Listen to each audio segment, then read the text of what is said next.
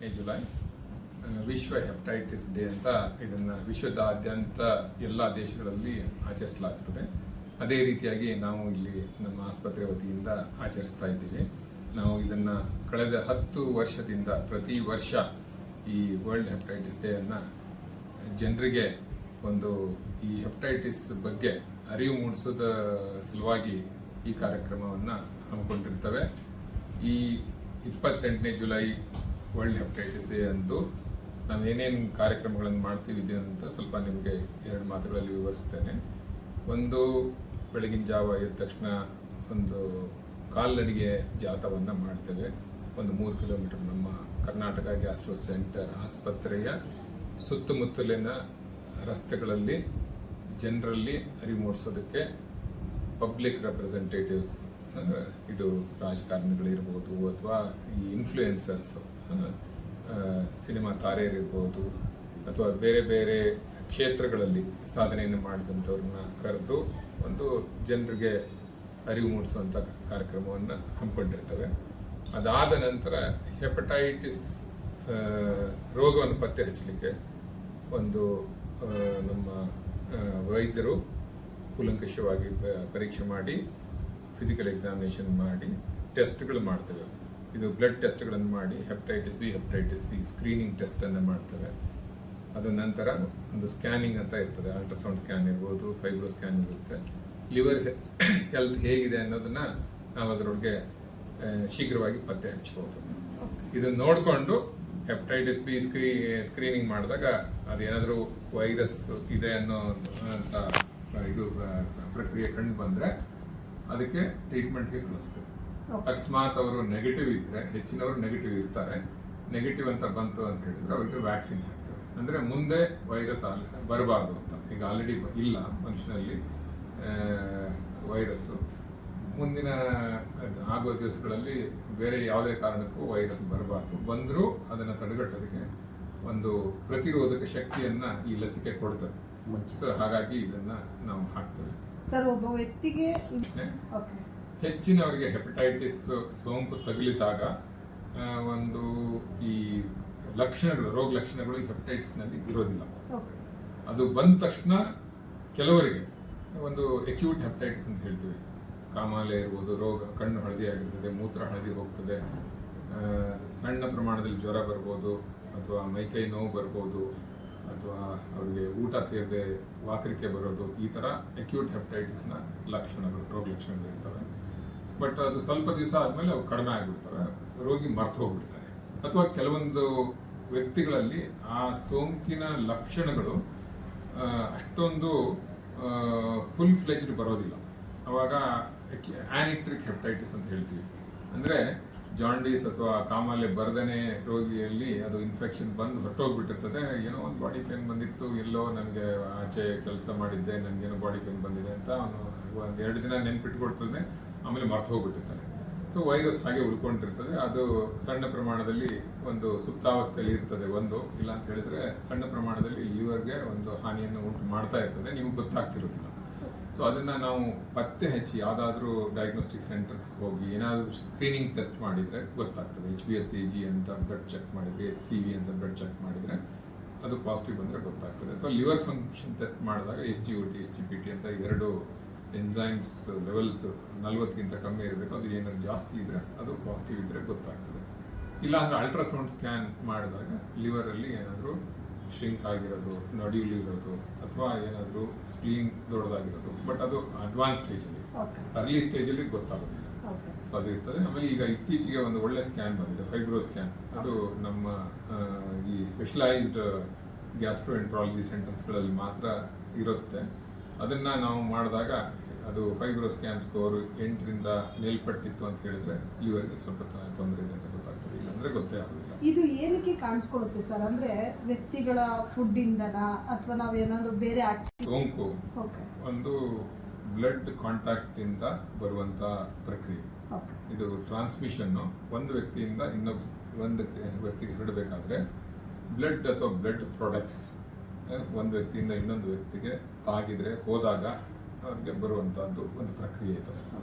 So ಇದು ತಾಯಿಯಿಂದ ಮಗುವಿಗೆ ಹೆರಿಗೆ ಟೈಮಲ್ಲಿ ಹೆಪಟೈಟಿಸ್ ಬಿ ಪಾಸಿಟಿವ್ ಇದ್ದ ಮಹಿಳೆ ಒಂದು ಮಗುವಿಗೆ ಜನ್ಮ ನೀಡಿದಾಗ ಆ ಮಗುವಿಗೆ ಬರೋ ಸಾಧ್ಯತೆ ಇರ್ತದೆ.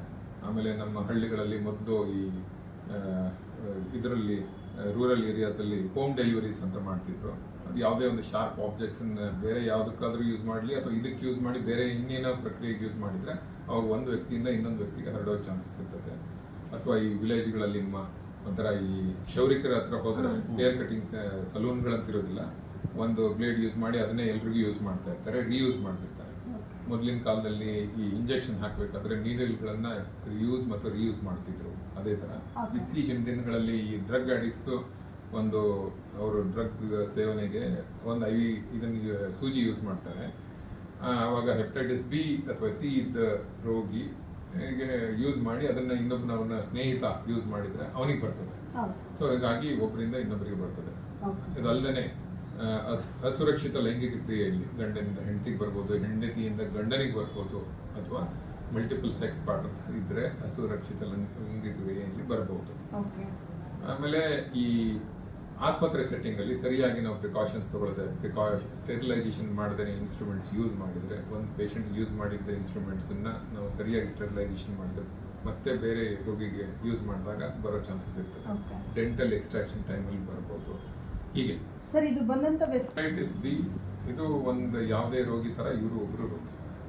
HbSAg ಪಾಸಿಟಿವ್ ಇದೆ ಅಂತ ಹೇಳಿದ್ರೆ ನಾವು ಅವ್ರನ್ನ ಒಂದು ತಾತ್ಸಾರ ಮನೋಭಾವನೆಯಿಂದ ಕಾಣೋದು ಸಮಾಜದಲ್ಲಿ ನೋಡ್ತೇವೆ. ಅದು ಆಗಬಾರ್ದು. ಅವ್ರಿಗೆ ನಾವು ಅಂತ ಪ್ರೀತಿಯಿಂದ ನೋಡ್ಕೊಳ್ಬೇಕು. ಆದರೆ ಅವರಿಗೆ ತಿಳುವಳಿಕೆ ಹೇಳ್ಬೇಕು, ಹೆಪಟೈಟಿಸ್ ಬಿ ಈ ಥರ ಸ್ಪ್ರೆಡ್ ಆಗ್ತದೆ. ಫಸ್ಟು ಹೆಪಟೈಟಿಸ್ ಬಿ ವ್ಯಕ್ತಿ ಯಾವುದೇ ಹೊಸ ವೈದ್ಯರ ಹತ್ರ ಹೋದರೆ ಅವರಿಗೆ ಹೆಪಟೈಟಿಸ್ ಬಿ ಇರೋದನ್ನ ತಿಳಿಸ್ಬೇಕು. ಸೊ ದಟ್ ಅವರು ಏನೇನು ಪ್ರಿಕಾಷನ್ಸ್ ತೊಗೊಂಡು ಮಾಡಬೇಕು, ಆಪರೇಷನ್ ಮಾಡೋದಿದ್ರೆ, ಶಸ್ತ್ರಚಿಕಿತ್ಸೆ ಮಾಡೋದಿದ್ರೆ, ಇನ್ನೇನಾದರೂ ಬ್ಲಡ್ ಡ್ರಾ ಮಾಡೋದಿದ್ರೆ ಅವರು ಪ್ರಿಕಾಷನ್ಸ್ ತೊಗೊಂಡು ಮಾಡಬೇಕು. ಸೊ ದಟ್ ಅವ್ರಿಗೆ ಹೋಗೋದಿಲ್ಲ. ಅದು ಅರ್ಥ ಆಯ್ತು. ಇಲ್ಲ ಅಂದರೆ ಇನ್ನೊಂದು ಏನು ಮಾಡಬೇಕು ಅಂತ ಹೇಳಿದ್ರೆ ಹೆಪಟೈಟಿಸ್ ಬಿ ಸ್ಕ್ರೀನಿಂಗ್ ಟೆಸ್ಟ್ ಮಾಡಬೇಕು. ಯಾಕಂದರೆ HbSAg ಅದೆಲ್ಲ ಪಾಸಿಟಿವ್ ಇದೆ ಅಂದ ತಕ್ಷಣ ಅವ್ರಿಗೆ ಟ್ರೀಟ್ಮೆಂಟ್ಗೆ ರೆಡಿ ಮಾಡಬೇಕು. ಇಲ್ಲ ಅಂತ ಹೇಳಿದ್ರೆ ಹೆಪಟೈಟಿಸ್ ಬಿ ಸ್ಕ್ರೀನಿಂಗ್ ಅಥವಾ ಹೆಪಟೈಟಿಸ್ ಸಿ ಸ್ಕ್ರೀನಿಂಗ್ ಮಾಡ್ತಾರೆ, ನೆಗೆಟಿವ್ ಬಂತು ಅಂತ ಹೇಳಿದ್ರೆ ವ್ಯಾಕ್ಸಿನೇಷನ್ ಮಾಡಬೇಕು. ಈಗ ಒಳ್ಳೊಳ್ಳೆ ಟ್ರೀಟ್ಮೆಂಟ್ ಇದೆ. ನಮಗೆ ಹೆಪಟೈಟಿಸ್ ಬಿ ಸೋಂಕಿನ ವ್ಯಕ್ತಿಗೆ ಲಿವರ್ ಸಮಸ್ಯೆ ಇದೆ ಅಂತ ರಕ್ತ ಟೆಸ್ಟ್ನಲ್ಲಾದರೂ ಗೊತ್ತಾಗ್ಲಿ ಅಥವಾ ಈ ಸ್ಕ್ಯಾನಿಂಗ್ ಮುಖಾಂತರ ಗೊತ್ತಾದರೆ ನಾವು ಏನು ಮಾಡ್ಬೋದು, ಅವ್ರಿಗೆ ಟ್ರೀಟ್ಮೆಂಟು ಇದಾವೆ. ಒಂದು ಟಿನೆಫ್ರಿವೋರ್ ಅಂತ ಮಾತ್ರೆ ಇದೆ, ಎಂಟಿಕಾವಿರ್ ಅಂತ ಮಾತ್ರೆ ಇದೆ.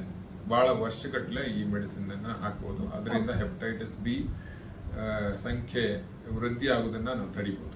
ಎಷ್ಟು ದಿನದಲ್ಲಿ ಹುಷಾರಾಗಬಹುದು? ಅಕ್ಯೂಟ್ ಹೆಪಟೈಟಿಸ್ ಅಂತಂದ್ರೆ ಒಂದು ತೀವ್ರತರವಾದಂಥ ಈ ಲಿವರ್ನ ಊತ ಬಂದಿರ್ತದೆ. ಅಕ್ಯೂಟ್ ಹೆಪಟೈಟಿಸ್ ಇತ್ತೀಚೆಗೆ ಇನ್ಫೆಕ್ಷನ್ ಆಗಿ ಬಂದರೆ, ನಾನು ಹೇಳಿದಾಗೆ ಜಾಂಡೀಸ್, ಫೀವರ್ ಈ ಥರ ಬಂದಿರ್ತದೆ. ಆ ಥರ ಇದ್ದರೆ 1 ರಿಂದ 2 ತಿಂಗಳು ಜಾಂಡೀಸ್ ಇದ್ದು ತನ್ನಿಂದ ತಾನೇ ಹೊರಟೋಗ್ತದೆ. ಅಂದರೆ ಈ ರೋಗಿಯ ದೇಹದಲ್ಲಿ ಒಂದು ಈ ರೆಸಿಸ್ಟೆನ್ಸ್ ಪವರ್ ಬಂತು ಅಂತ ಹೇಳಿದರೆ ವೈರಸ್ ಪವರ್ ಕಡಿಮೆ ಆಗುತ್ತೆ. ಆಮೇಲೆ virus almost hepatitis B is cured ಅಂತ ಹೇಳ್ತೀವಿ. ಅಕಸ್ಮಾತ್ ಈ ಇದು ಕ್ರಾನಿಸಿಟಿಗೆ ಹೋಯ್ತು, ಒಂದು 6 ತಿಂಗಳಾಯಿತು, ವರ್ಷ ಆಯಿತು, ಅದು ರೋಗ ಲಕ್ಷಣಗಳು ಕಮ್ಮಿ ಆಗ್ಬೋದು, ಆದರೆ ವೈರಸ್ ಬಾಡಿನಲ್ಲಿ ಇರ್ತದೆ. ನಾವು ಲಿವರ್ ಫಂಕ್ಷನ್ ಟೆಸ್ಟ್ ಮಾಡಿದಾಗ SGOT, HPT ಜಾಸ್ತಿ ಇರ್ತದೆ, ಹೆಪಟೈಟಿಸ್ ಬಿ ವೈರಸ್ ಸಂಖ್ಯೆ ಜಾಸ್ತಿ ಇರ್ತದೆ. ಆ ಥರ ಇದ್ದಾಗ ಆ್ಯಂಟಿವೈರಲ್ ಟ್ರೀಟ್ಮೆಂಟ್ ಕೊಡೋಕ್ಕೆ ಅವಕಾಶ ಇದೆ. ಅದರೊಳಗೆ ನಾವು ಟೆನೆಫ್ರಿವೋರ್ ಆಮೇಲೆ ಎಂಟಿಕಾವಿರ್ ಅಂತ 2 ಮಾತ್ರೆಯನ್ನು ನಾವು ಆಲ್ಮೋಸ್ಟ್ ಸುಮಾರು ವರ್ಷಗಳವರೆಗೂ ಕೊಡ್ತೇವೆ. ಕೆಲವು ಈಗಿನ ಇದರ ರಿಸರ್ಚ್ ಪ್ರಕಾರ ಲೈಫ್ ಲೈನ್ ಕೊಡಬೇಕು ಅಂತ ಇದೆ. ಆ ಮಾತ್ರೆ ಕೊಡ್ಬೋದು. ಒಂದು ನೆನ್ಪಿಟ್ಕೋಬೇಕು, ಕೊರೋನಾ ತರ ಕೆಮ್ಮಿದ್ರೆ, ಸ್ನೀಸಿದ್ರೆ ಒಟ್ಟಿಗೆ ಇರೋದ್ರಿಂದ ಬರುವಂತ ಕಾಯಿಲೆ ಅಲ್ಲ ಅದು. ಅಥವಾ ನೀವು ಒಂದು ಕ್ಯಾಶುವಲ್ ಟಚ್ ಮಾಡಿದ್ರು ಒಬ್ಬರಿಂದ ಇನ್ನೊಬ್ಬರಿಗೆ ಹೋಗೋದಿಲ್ಲ. ಒಬ್ಬ ವ್ಯಕ್ತಿಯಿಂದ ಇನ್ನೊಬ್ಬ ವ್ಯಕ್ತಿಗೆ ಹರಡಬೇಕಾದ್ರೆ ಅದರಲ್ಲಿ ಬ್ಲಡ್ ಕಾಂಟ್ಯಾಕ್ಟ್ ಇರಬೇಕು. ನಿಮಗೆ ಗಾಯ ಆಗಿತ್ತು, ಇನ್ನೊಬ್ಬ ವ್ಯಕ್ತಿಗೆ ಗಾಯ ಆಗಿತ್ತು, ಅವಾಗ ಬ್ಲಡ್ ಕಾಂಟ್ಯಾಕ್ಟ್ ಬಂದ್ರೆ ಹರಡೋ ಚಾನ್ಸಸ್ ಇರ್ತದೆ. ಅದು ಬರೀ ಮಕ್ಕಳಿರ್ಬೋದು, ಯಾವುದೇ ವ್ಯಕ್ತಿ ಇರ್ಬೋದು, ಒಟ್ಟಿಗೆ ಇರೋದ್ರಿಂದ ಏನು ಸಮಸ್ಯೆ ಇಲ್ಲ. ಒಂದು ಲಿವರ್ನ ಸೋಂಕು ಅಕ್ಯೂಟ್ ಹೆಪಟೈಟಿಸ್ ಬಂದ್ರೆ 1 ರಿಂದ 2 ತಿಂಗಳಲ್ಲಿ ಜಾಂಡೀಸ್ ಕಡಿಮೆ ಆಗಿ ಹೊರಟೋಗ್ತದೆ, ಆಲ್ಮೋಸ್ಟ್ ಕ್ಯೂರ್ ಆಗ್ತದೆ. ಕ್ರಾನಿಕ್ ಹೆಪಟೈಟಿಸ್ ಅಂದ್ರೆ 1 ರಿಂದ 2 ತಿಂಗಳ ನಂತರನೂ ವೈರಸ್ಸು ಬಾಡಿನಲ್ಲಿ ಉಳ್ಕೊಂಡ್ರೆ ಬೇಗನೆ ಹೋಗೋದಿಲ್ಲ. ಆವಾಗ ಕ್ರಾನಿಕ್ ಹೆಪಟೈಟಿಸ್ ಆಗಿ ಬೇರೆ ಬೇರೆ ಲಿವರ್ ಪ್ರಾಬ್ಲಮ್ಸ್ಗಳನ್ನು ಮಾಡುತ್ತೆ. ಅದು ಇನಿಷಿಯಲಿ ಹೆಪಟೈಟಿಸ್ ಆಗಿ ಆಮೇಲೆ ಫೈಬ್ರೋಸಿಸ್ ಅಂತ ಆಗುತ್ತೆ, ನೆಕ್ಸ್ಟ್ ಸ್ಟೇಜ್ ಸಿರೋಸಿಸ್ ಅಂತ ಆಗುತ್ತೆ, ಆಮೇಲೆ ಲಿವರ್ ಕ್ಯಾನ್ಸರ್ ಆಗುತ್ತೆ. ಫೈಬ್ರೋಸಿಸ್ ಸ್ಟೇಜ್ ವರೆಗೂ ನಾವು ಅದನ್ನ ರಿವರ್ಸ್ ಮಾಡ್ಬೋದು, ಬಟ್ ಒಂದ್ಸತಿ ಸಿರೋಸಿಸ್ ಹೋದ್ರೆ ರಿವರ್ಸ್ ಮಾಡಕ್ ಆಗೋದಿಲ್ಲ. ಸೊ ನಾವು ಅದಕ್ಕಿಂತ ಮುಂಚೆ ತಡೆಗಟ್ಟೋದಕ್ಕೆ ಏನೇನು ಕ್ರಮ ತಗೊಳ್ಬೇಕು. ಅದು ಅರ್ಲಿ ಡಯಾಗ್ನೋಸಿಸ್ ಇರ್ಬೋದು, ಬ್ಲಡ್ ಟೆಸ್ಟಿಂಗ್ ಇರ್ಬೋದು, ಸ್ಕ್ಯಾನಿಂಗ್ ಇರ್ಬೋದು, ಅಥವಾ ಅದನ್ನ ಡಯಾಗ್ನೋಸಿಸ್ ಮಾಡೋದು ನಾವು ಬಹಳ ಮುಖ್ಯ. ಆದಷ್ಟು ಬೇಗನೆ ಪತ್ತೆ ಹಚ್ಚಿ ಲಿವರ್ ಫೈಬ್ರೋಸಿಸ್ ಸಿರೋಸಿಸ್ ಸ್ಟೇಜ್ಗೆ ಹೋಗದಂಗೆ ನಾವು ನೋಡ್ಕೊಳ್ಬೇಕು. ಅಕಸ್ಮಾತ್ ಗೊತ್ತಾಯ್ತು ಅಂತ ಹೇಳಿದ್ರೆ ಕರೆಕ್ಟ್ ಆಗಿ ಟ್ರೀಟ್ಮೆಂಟ್ ಕೊಡಬೇಕು. ಅದ್ರ ಜೊತೆಗೆ ನಾನು ಒಂದು ಕಡೆಗೆ ಪ್ರಶ್ನೆ, ಇದು ಹೆಪಟೈಟಿಸ್ ಸೋಂಕಿನಿಂದ ಉಂಟಾದಂಥ ಲಿವರ್ ಅದನ್ನ ನಾವು ಎಷ್ಟು ದಿವಸದವರೆಗೂ ಕಾಪಾಡ್ಕೊಳ್ಬೇಕು, ಅಥವಾ ಅದು ಕಾಪಾಡ್ಕೊಳ್ಳೋಕೆ ಆಗೋದಿಲ್ಲ, ಲಿವರ್ಗೆ ಟ್ರಾನ್ಸ್ಪ್ಲಾಂಟೇಷನ್ ಮಾಡಬೇಕಾ ಅನ್ನೋದು ನಿಮ್ಮ ಪ್ರಶ್ನೆ.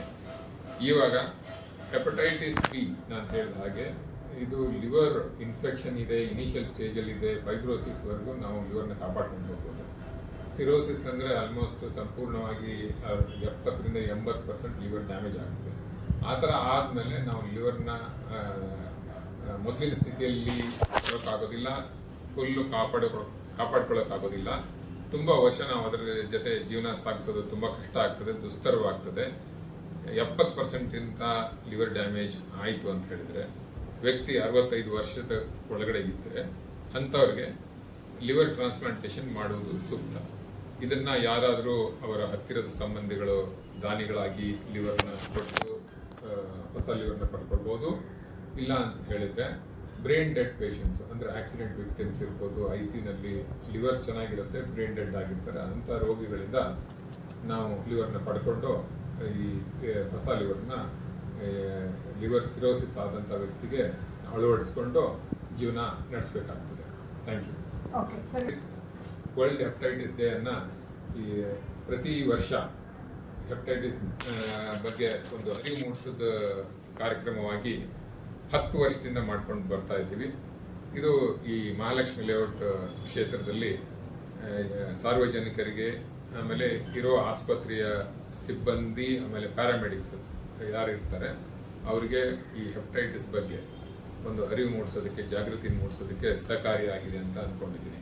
ನಾವು ಇದರ ಕಾರ್ಯಕ್ರಮದಲ್ಲಿ ಕಾಲ್ನಡಿಗೆ ಜಾಥವನ್ನು ಮಾಡ್ತೇವೆ, ಹೆಪಟೈಟಿಸ್ ಸ್ಕ್ರೀನಿಂಗ್ ಟೆಸ್ಟ್ಗಳನ್ನು ಮಾಡ್ತೇವೆ, ಆಮೇಲೆ ಯಾರಾದರೂ ನೆಗೆಟಿವ್ ಬಂದರೆ ವ್ಯಾಕ್ಸಿನ್ ಹಾಕೋ ಕಾರ್ಯಕ್ರಮವನ್ನು ಇಟ್ಕೊಂಡಿರ್ತೇವೆ. ಇದರಲ್ಲಿ ನಮ್ಮ ತಜ್ಞ ವೈದ್ಯರು ಸಾರ್ವಜನಿಕರನ್ನು, ರೋಗಿಗಳನ್ನು ತಪಾಸಣೆ ಮಾಡಿ ಉಚಿತವಾಗಿ ಅದು ಪ್ರತಿ ವರ್ಷ ಈ ರೋಗವನ್ನು ಪತ್ತೆ ಹಚ್ಚಿ ಅದಕ್ಕೆ ತಕ್ಕ ಪರಿಹಾರವನ್ನು ಕೊಡ್ತೇವೆ. ಉಚಿತ ಅಂದರೆ ಟ್ರೀಟ್ಮೆಂಟು 2 ಉಚಿತ ಇರ್ತದೆ. ಮಾತ್ರೆಗಳನ್ನ ಅವಶ್ಯಕತೆ ಇದ್ದರೆ ಪೇಷಂಟ್ಗಳು ಪರ್ಚೇಸ್ ಮಾಡಬೇಕಾಗ್ತದೆ. Okay, thank you sir. ಧನ್ಯವಾದಗಳು.